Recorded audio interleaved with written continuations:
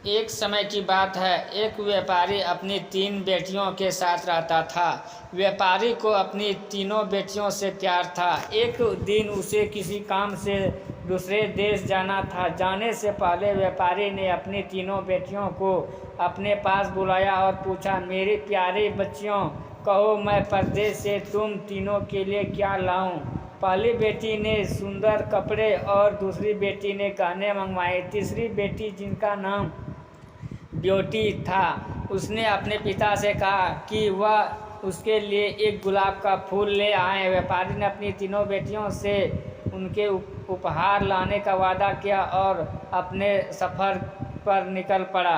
अपना काम खत्म करके व्यापारी जब अपने घर की ओर चला तो वह तूफान में फंस गया और रास्ते में भटक गया। बहुत कोशिशों के बाद भी वह अपने घर का रास्ता न ढूंढ सका।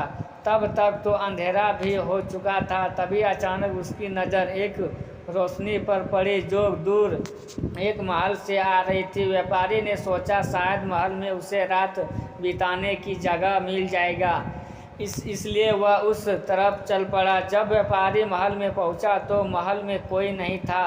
उसने हर तरफ देखा लेकिन उसे महल में कोई नहीं मिला। आश्चर्य की बात थी कि खाने की मेज पर कई प्रकार के स्वादिष्ट व्यंजन रखे हुए थे, परंतु उन्हें खाने वाला कोई नहीं दिख रहा था। भोजन को देख व्यापारी की भूख और बढ़ गई, इसलिए उसने भरपेट खाना खाया और एक कमरे में मुलायम गद्दों पे सो गया। सुबह व्यापारी ने जब माल के बगीचे में सुंदर गुलाब फूल दिखे तो उसे ब्योटी से किया हुआ वादा याद आ गया। उसने एक फूल तोड़ा और घर की ओर जाने लगा। तभी वहाँ एक भयानक जीव प्रकट हुआ और बोला, मैंने तुम्हें अपना भोजन खाने दिया, अपने मुलायम गद्दों पर सोने दिया और तुम मेरे ही बगीचे से गुलाब तोड़ रहे हो। तुम्हें इसकी सजा भुगतानी होगी।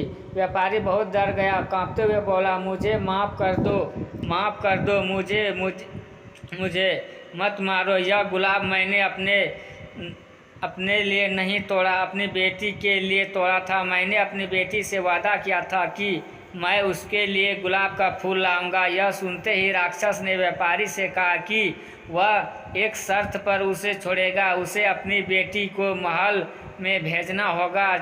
डरा और घबराया हुआ व्यापारी अपनी बेटी को भेजने का वादा कर वहां से चला गया। घर पहुंचकर व्यापारी ने अपनी तीनों बेटियों को सारी बात बताई और ब्योटी से माफ़ी मांगते हुए कहा, अपनी जान बचाने के लिए मुझे उस समय कुछ समझ नहीं आया और मैं राक्षस से वादा कर आया। मुझे माफ़ कर दो ब्योटी, अपने स्वार्थी पिता को माफ़ कर दो। ब्योटी ने अपने पिता के गले लगते हुए तसल्ली दी, आप बिल्कुल परेशान ना हो पिताजी, मैं आपका किया हुआ वादा जरूर निभाऊंगा। ब्योटी जब महल पहुंची तो घबराई हुई थी। राक्षस का भयानक चेहरा देखकर वह बहुत डर गई, लेकिन राक्षस ने उसका खुले दिल से स्वागत किया। राक्षस ने उसे रहने के लिए अपने महल का सबसे अच्छा कमरा दिया और जब ब्योटी आग के सामने बैठकर कढ़ाई करती तब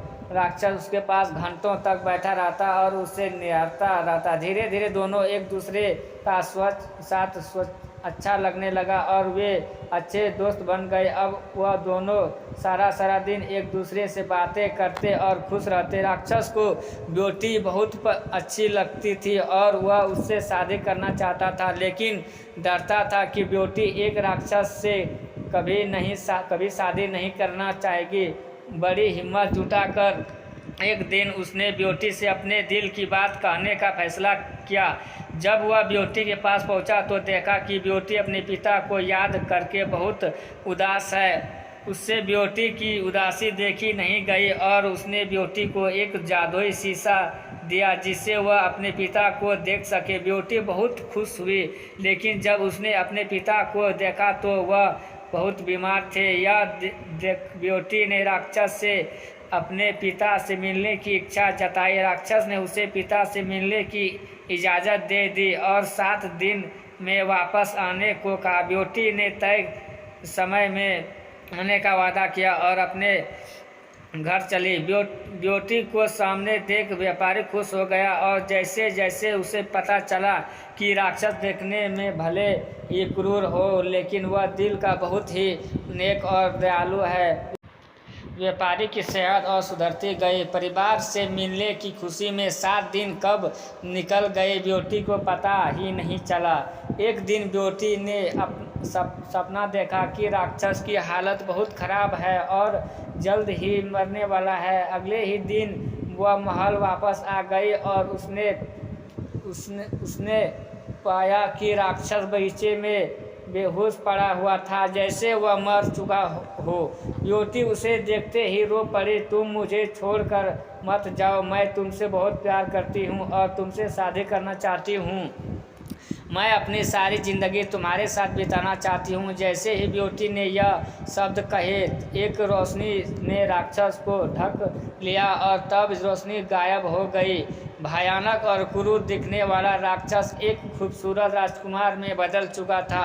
राजकुमार ने बताया कि एक दुष्ट जादूगरनी ने उसे एक राक्षस बना दिया था और सच्चे प्यार से ही उस जादू को तोड़ा जा सकता था। बहुत समय से राजकुमार उस लड़की को ढूंढ रहा था जो उससे उस रूप में प्यार करे जिससे सब डरते थे, जो उसकी सूरत से नहीं बल्कि उसके गुणों को चाहे। आखिरकार राजकुमार को उसका सच्चा प्यार मिल गया और वह बहुत ही खुश था। जल्द ही बेटी और राजकुमार की शादी हो गई और वह अपनी गुलाबों सी खूबसूरत दुनिया में हंसी खुशी रहने लगे। शिक्षा। इस कहानी से हमें यह शिक्षा मिलती है कि हमें किसी की सूरत को देखकर उसकी सीरत का अंदाज़ा नहीं लगाना चाहिए। इंसान का बाहरी रूप सिर्फ दिखावा है, उसका साफ दिल, उसके गुण देखकर इंसान से प्यार किया जाता है। दोस्तों, अगर आप लोगों को हमारा कहानी अच्छा लगा हो तो चैनल को सब्सक्राइब करना ना भूलें। धन्यवाद।